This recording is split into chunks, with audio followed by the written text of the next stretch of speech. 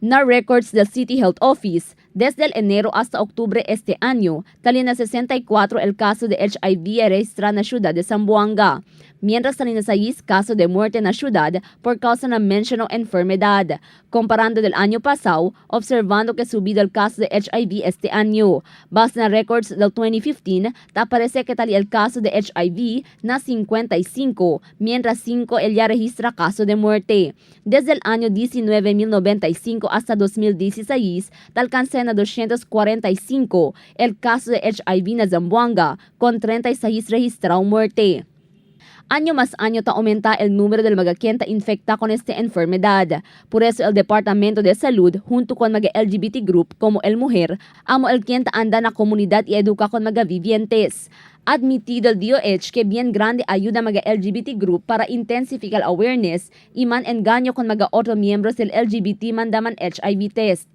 Actually, very thankful kami kung nandiamon LGBT organizations aki. Active member di amon under the Department of Health, El Mujer organization. Kay sila, taayuda ka namon para anda na mga peer, pero this year igual kanila. Kay like ka namon, hindi ka namon taatra ka kay tatsene huya or tatsene miedo, no?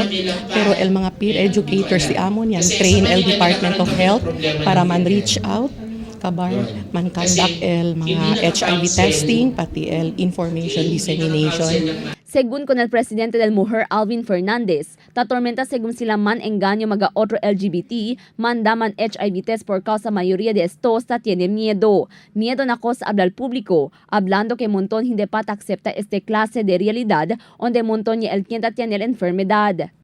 Not necessarily tan huya, no? Tache de miedo. Tache de sila miedo sabe de la familia, tache sila miedo sabe de la amiga de la HIV status. Kaya por kasa ganito ng community, hindi pa abierto ang pensamiento. Hindi pa ta-accepta na HIV is part of our problem.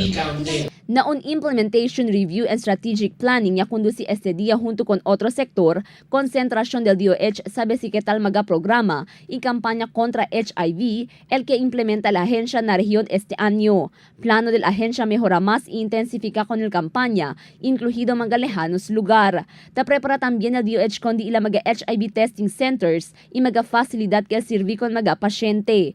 Na datos, 75% lang del alto caso de HIV ya registra entre mga vivientes de ciudad de Zamboanga, mientras 25% ya llega desde otro lugar. 33 casos según ya registra tiene historia de viaje na otra nación como na Malaysia. Por eso el DOH tabisha también incluido aquellos quien llegan a ciudad desde el otro lugar. Cristal Almonía, Dateline Zamboanga.